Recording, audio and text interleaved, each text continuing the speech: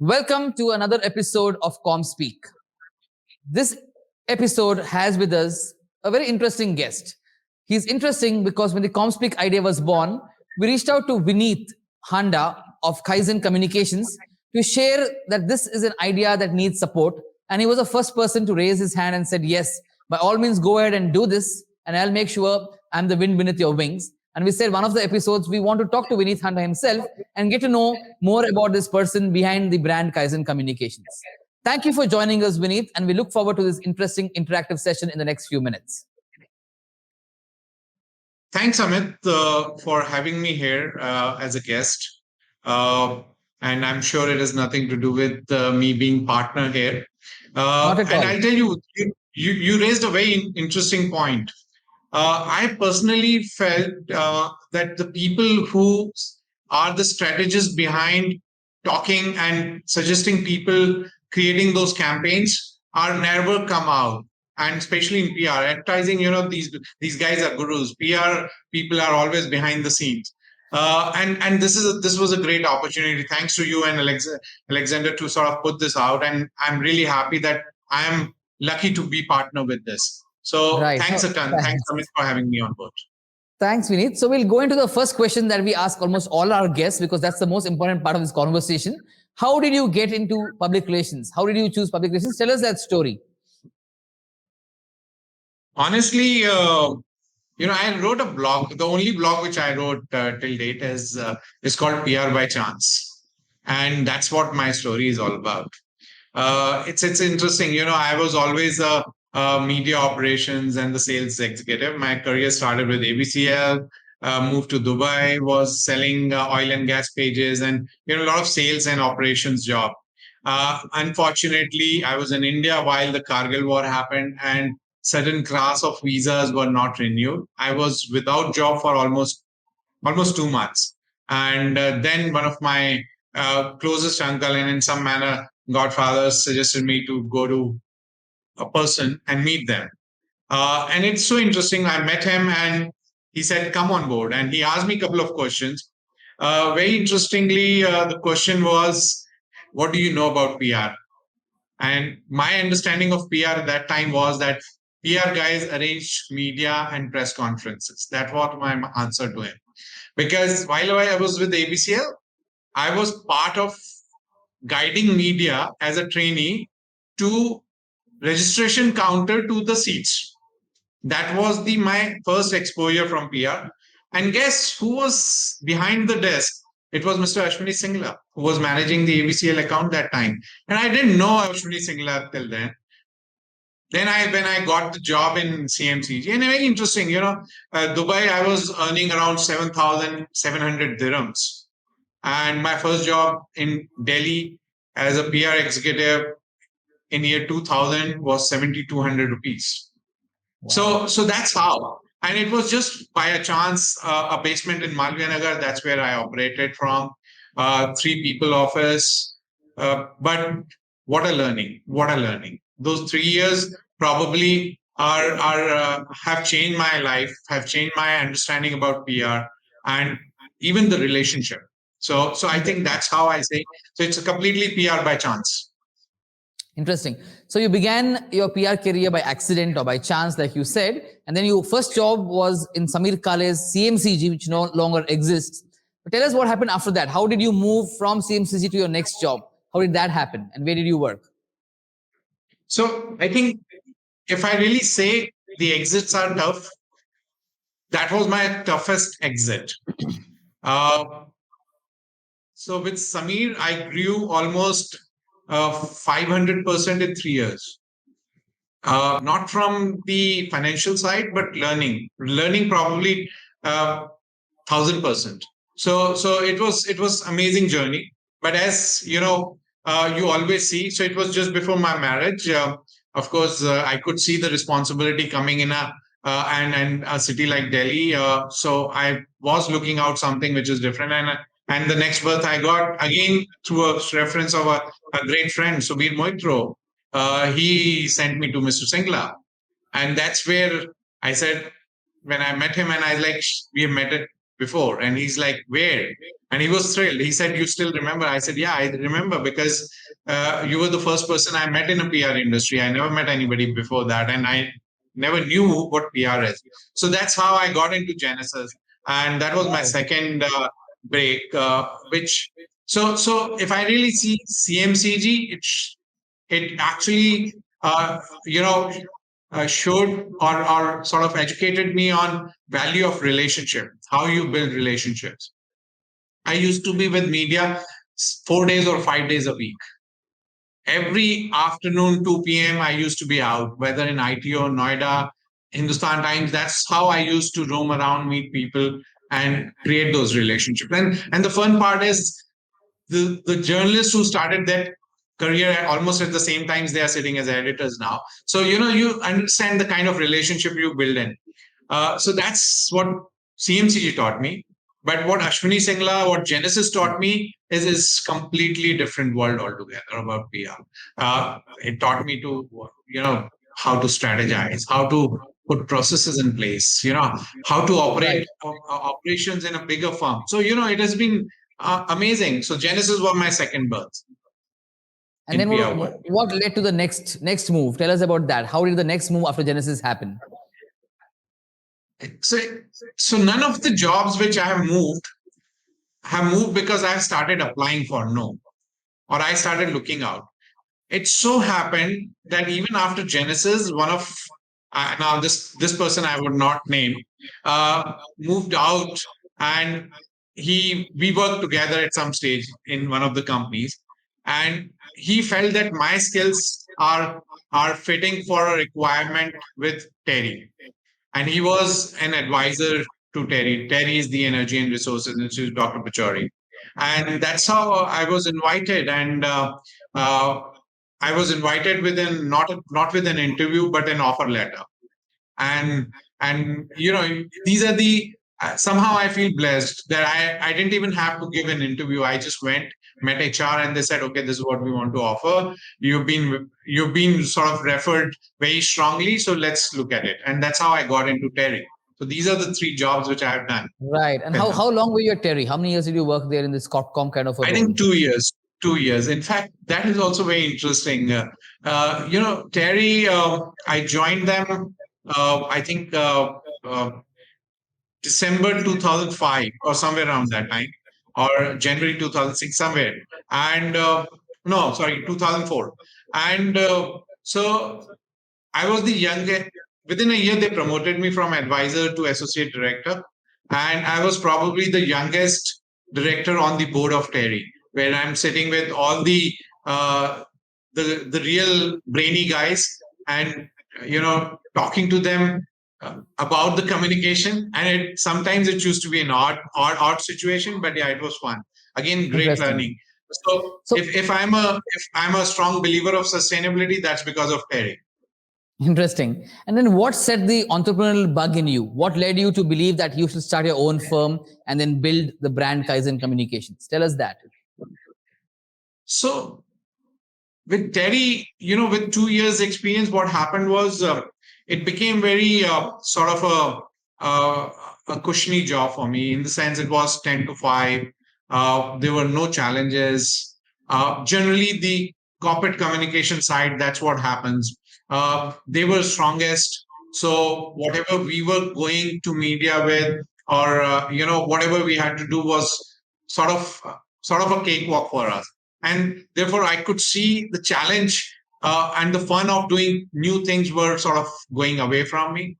And that's the time when, again, few of my ex bosses, ex friends who moved to different communications positions, they started sort of asking me about help, suggest us this policy, or suggest us how we can move this plan, and things like those. And that's how Kaizen happened. And so very honestly, Amit, nobody knows this, but I'm not the first employee of Kaizen.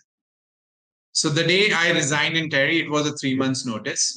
uh, I sort of was serving my notice period, and Kaizen was registered the next day as a proprietorship company. It took 2 days to register that time. And I hired a girl called Neha Saxena, who used to sit in the client's office in Bika. And I used to be in Terry office. 5:30, I used to close my door and go to client's office, spend 1 hour there, and then move out. So that's how, and I couldn't register in my name, so it was registered in my wife's name, and that's how Kaizen started. But Interesting. 3 years, 3 months journey was amazing. The other No, interesting aspect of Kaizen, why did you name it you Kaizen? could What have, led to you naming your firm Kaizen? Tell us about that story. so the one interesting part, Kaizen's first payment from a client came before even the account was opened. So that's another story. But yeah, sometimes you feel that you're blessed, and I think that's what happened in, at least with me. Kaizen was, when we were looking at the names, there were a lot of Indian names already in place, and there was always, I think, I don't want to demean the MBA or any other thing, but probably the only thing which I have, two things which we have used maximum from our MBA education. One is the SWOT analysis, and the second is Kaizen. That's what I learned in Total Quality, and I said, okay, this sounds good, and and that's how the Kaizen happened. No, interesting. Thanks for this history of your career journey, which is interesting to know. I'm going to move to another aspect of our conversations. I'm going to talk for a few moments about campaigns, campaigns you worked on, campaigns you did not work on, campaigns you liked. A couple of questions on those to start with. Name one communication campaign you wish you had worked on. It was not a campaign you worked on, but you admired it, seen it from a distance in your 20-year career. Which is that one campaign that stands out for you that our viewers will watch and say, wow, this is a campaign I should read more about, learn more about, and enhance my skills in public relations. So name one campaign you did not work on, but you admire. So, one campaign probably doesn't fit the category which you're really asking for, but a campaign which I'm really thinking, which I wish I could have worked on and could have done things a little differently, is this whole Maggie crisis. Okay. Okay. Interesting. It has been talked about, and I'll tell you interestingly, and again, I'm not demeaning, or I'm not, don't want to upset anybody who's were part of it. It's easier to speak from an outside, as an outsider, versus when you are in the system and what kind of challenges you face. But I felt that is something which is I would have really loved to work closely and handle that crisis situation. What would you have done And differently on the Nestle Maggie crisis? What would you have done differently? Tell us two or three things you would have done differently for the Maggie brand. So I think when we speak to media, and my source of complete information is media, what media maximum complained about that first week of the crisis, there was no proactive communication from the company. And when I delved further in this, I realized the reason for no proactive communication was essentially because there were no strong actions taken inside. Everybody was still trying to sort of find out stuff and things like those. So I think that's what was the challenge. And yeah, so I think that's something which I would have definitely looked into, and that's what I personally feel are the biggest, uh, you know, uh, probably salvations or solutions rather to handle a crisis situation. Interesting. So similarly, you talked of a campaign you did not work on. Tell us one campaign that you worked on in your 20-year working in PR that did not achieve desired results. It was a great campaign. You believed in it, but it fell flat. So people listening to this can learn how not to do a campaign or what should be done to keep a campaign. So in order, tell us about one campaign that did not work out the way you wanted it to work out for the results to be achieved. So honestly, internally, my team says that I'm never satisfied from the results. And therefore, almost all the campaigns come in the same category. But honestly, if I really go back and say my worst ever campaign in my career, this is probably a few years back, and I have never seen a failure like that before. DHL was one of our clients, and they launched something called a jumbo pack. And we were excited because jumbo pack was never happened, and this was more towards a B2C kind of a campaign where they wanted consumer to say, oh guys, you can now send, instead of just documents and things, like you can use jumbo packs here and this and that. You send a jumbo, you So send an elephant from one place to another. yeah, No. true. And that's the theme which we took. We got in our press conference, just imagine DHL spokesperson coming on elephant and carrying those jumbo packs with them. I This see. was the Interesting. intercontinental Barakhamba Road, and you won't believe how many media welcomed them. Only 4. Wow. I see. There was Maybe they were scared some of issue at elephants, that day. maybe. Yeah, God knows. Elephant's supposed to be lucky. You say you go out and you get to see elephant. It's lucky, but I can't forget that afternoon for me. I see. And I see. I always feel, and I think, is that something which we could have done differently? I don't think so. So sometimes there are these bad days which are bad days, and I think one of those things, one of those, that was one of those days. But otherwise, if you really look at the campaigns, from a campaigns point of view, I think nowadays we don't get campaigns which used to be earlier. Like, you live with certain campaigns. Steel bhi hum banate hain, right? That Tata Steel campaign. It's sort of, it's like you live with that throughout your life. Whenever you think about steel, you think about Tata. So, these are the campaigns which you sort of relish for the life. Even if we look at, Jab Bhi Roshni Deta Bajaj, and there are so many campaigns you've sort of grown up, which sort Right, of are right. lived with you. So I think that's something which I miss. That even now, even you look at that the Pepsi campaign, whether it's nothing official about it, or the other one, uh, uh, that AHA one. Sorry, but yeah, there have been some Got you. really great Got campaigns. you. Now we sort of miss it. Yeah.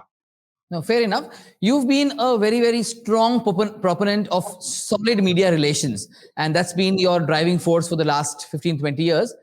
How do you see media relations evolving in the next 3 to 5 years, given two things are happening? One is too many PR firms are emerging. A lot of journalists are getting tired of PR people barraging them with various things that they kind of don't like. So what do you see? And this entire lockdown has stopped people from being able to do the traditional media rounds, meeting journalists in a media office. So how do you see in the next 3, 4 years media relations evolving in the way it should evolve in the next 3, 4 years? So, uh, you know, uh, so we do something called a Friday talk at our office, and we invite a lot of senior journalists. And one of the previous talks where he spoke about desk journalism, that now the journalism has changed what it was, and now it's about desk journalism. And the media relation is changing, not because PR wants it to be changed, because media has changed. And I think that's where it is coming from. But I can tell you one thing, that however the media landscape changes, the basic core of media relations still remains same. And that will help you when you need them the most. Today, what we are doing is more press release PR, right? You issue a press release, it sort of spreads out, it reaches out to people, and sort of you get your desired results. But when it happens as a crisis, when you want to get your narrative out, when you want to get a story, industry story where you would want to be seen the strongest, and that's where the relationship comes in place. And I am happy to debate this with anybody.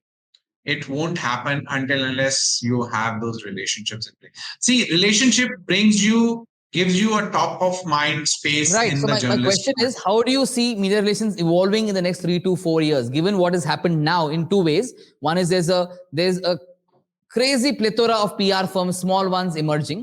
So there are versus 100 people 10 years back, there are 1,000 people reaching out to journalists for their clients. That's one.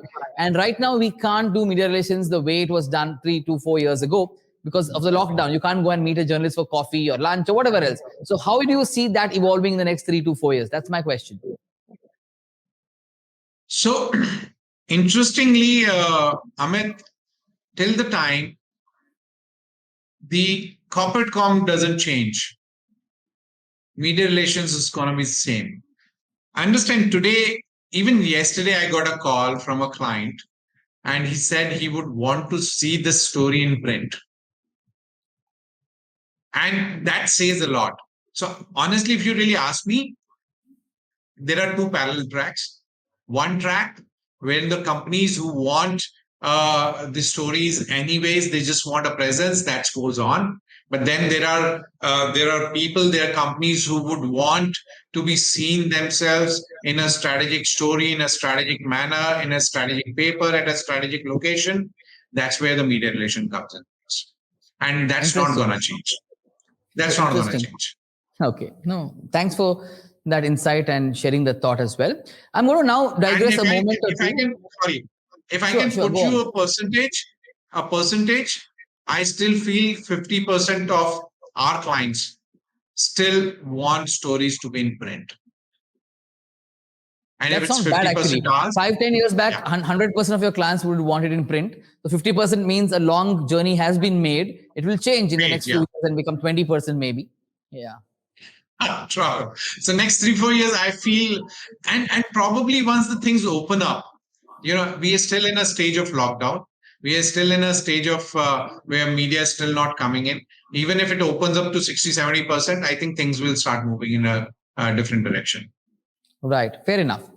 I'm going to ask you a question. I'm digressing from your role as Kaizen's founder and CEO. You also are the chair for the Delhi chapter of PRCI. What are your vision or plans that you have as the Delhi chapter chair for PRCI in the next 1.5 year of your term? What are 2 or 3 things you want to do for the Delhi chapter in whatever way you can? Tell us about that if you have thoughts there. Very interesting, and this is something which haunts me every day almost, because since the time we took over and this COVID thing happened, so honestly, there's nothing which has moved. But now we are gearing up. So the two objectives which I really have put in for myself is essentially one is from the industry point of view and how we can. So North has probably the largest or second largest industry clusters. And when I'm talk about industry clusters, it's about SMEs. And I think all our markets, whether it's Jaipur, Chandigarh, Lucknow, Dehradun, and other few cities, there are a lot of people, a lot of companies who are doing some great work. But there's nobody who's ready to talk about them, and they do not understand the value of PR. And I think one of the things which I have taken is that in next 6 months at least, I would reach out to a few of these chapters of various industry association and try and build in certain properties around communication and the value of PR, which the value which PR can drive. So I think that's one objective. The second objective is also to how do we sort of help the current students of a, and you know it best that the industry exposure for students are, you are the biggest sort of supporter of that. So I think that's another objective where we would do a lot of partnership with the institutes and reach out. So these are two of my objectives right now. If we do the industry outreach, we really see that this will give value to a lot of local or regional PR agencies. And I think that's where the change will happen. You Interesting. strengthen more PR agencies in markets like Jaipur, Lucknow, Chandigarh, and that's where the results will start coming in. Well, thanks for sharing that vision you have. And I hope PRSA members in the region and elsewhere watching this episode of ComSpeak are able to relate to it and count on you to help make that better. Couple of more quick questions before we move to rapid fire and wind up this conversation. There are plenty of opportunities emerging in the world of PR with the digital age coming on us. What are the 3 or 4 opportunities you see for existing PR people, for others getting into the profession from other walks of life? What are the 3 or 4 opportunities you see in the next couple of years that will help the PR business grow more than it has in the last few months? So I club this question with the challenges which we face, and that's Sure, what brings in absolutely, opportunities. absolutely. Do So that. I feel if you go to even Mr. Madan Bahal or a Prema Sagar or Amit Mishra, to anybody in the industry, the biggest challenge we all are facing is the content. So we still struggle with the people who can put a class content or a content which is different, because what is what has happened actually over the years is the content has become a king. And I think that's a clear opportunity. I see the new people who really want to pursue, they should see the opportunity how we can capture this in a content. And when I say content, it's not about the content as a written content, but it's all about ideation. It's all about, and just imagine, whoever thought a year back a podcast would be such a big hit, and now podcasts are everywhere. Clients have started asking for podcasts and things like those. So keeping that in mind, content can be a great turnout, whether it's audio content, whether it's a video content. So that's one area which I really see. The Right. other area which I personally feel is very very important is the integrated communication. So you need to see how you use 360-degree, but your messaging moves the same way across all platforms. And that's, I feel, is a challenge. And the challenge is not because we can't create a messaging which can be used all across, but the challenge is the way PR sees a particular thing versus the way social media sees, or the way the other digital platforms see, is very different. And therefore, somebody who can really put this all together is another big opportunity, I think. Interesting. No, thanks for sharing that. That's helpful. I'm moving to the last question we have before the rapid fire starts. But before the last question, I want to ask you something I asked a lot of the others who have been our guests. Tell us something about your childhood. You're one of the many PR professionals who grew up in another town outside of NCR where you're currently based. Tell us about your childhood, where you grew up, which school you went to, some memories from your childhood. It will make a very interesting watch and listen to the viewers of this show. So, uh, probably a general knowledge question for a lot of people. I grew up in a place called Chhindwara. It's a small town in Madhya I Pradesh. mean, the whole world knows Chhindwara because Chhindwara's man has taken India to the world at Davos and elsewhere in the past. Kamal Nath is from Chhindwara. So we've heard Kamalnath. of Chhindwara True, from true. 90s because he was the MP from there. He was the Chief Minister of Madhya Pradesh, and Chhindwara is made famous by him and you. So don't think we don't know The Chhindwara, but go on. the Yeah. other thing which Chhindwara is known for, and again, we have always been very about this, jealous about it. The maximum crop of oranges happen in a district of Chhindwara, which is called the Nagpur's orange, I see. right?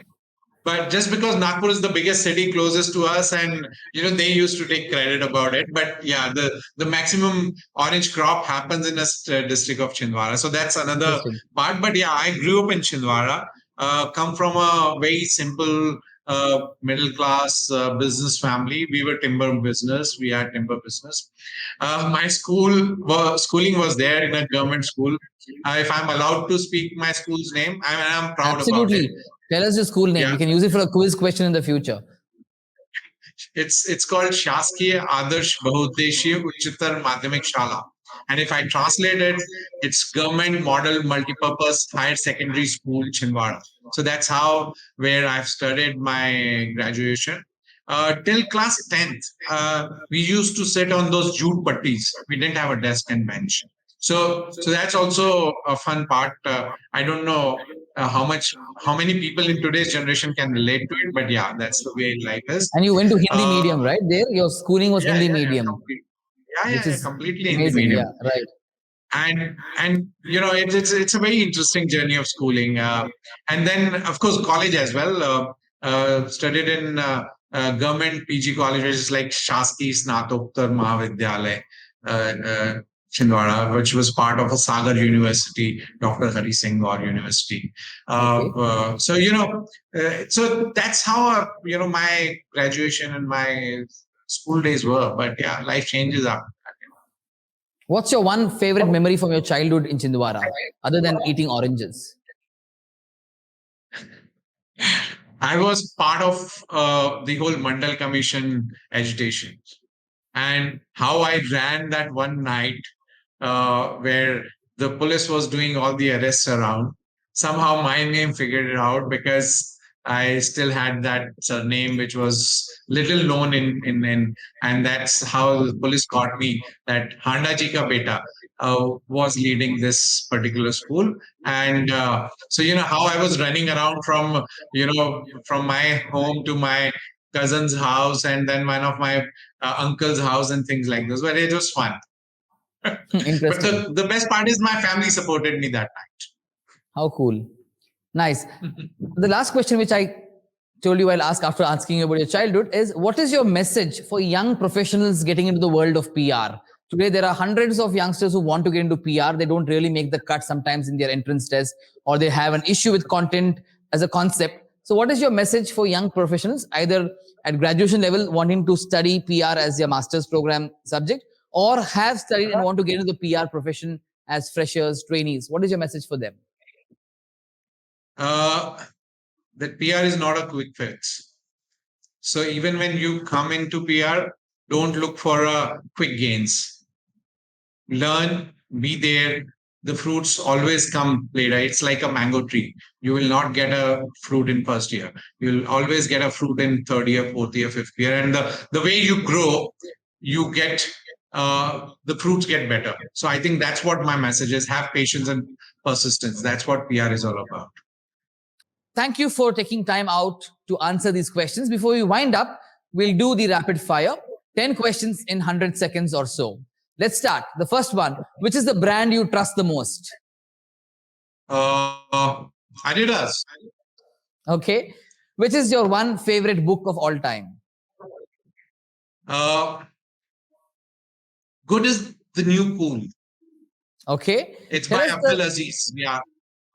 thank you. Tell us the company that you worked for among the many ones you worked for, which is the one that stands out for you, the best company you worked for before you started Kaizen. Uh, I would say Genesis. Okay. The best boss you ever had in your many jobs you worked in? Samir One Kale. boss, Samir Kale. Samir Kale. I think CMCG. he Interesting. he leads that. Yeah, CMCD. Yeah. Okay. Name one professional role model you have, Indian or global, one professional you look up to who's a role model for you over the years. Uh, I think Ashwini Singla. Okay. Name an Indian communicator that you admire.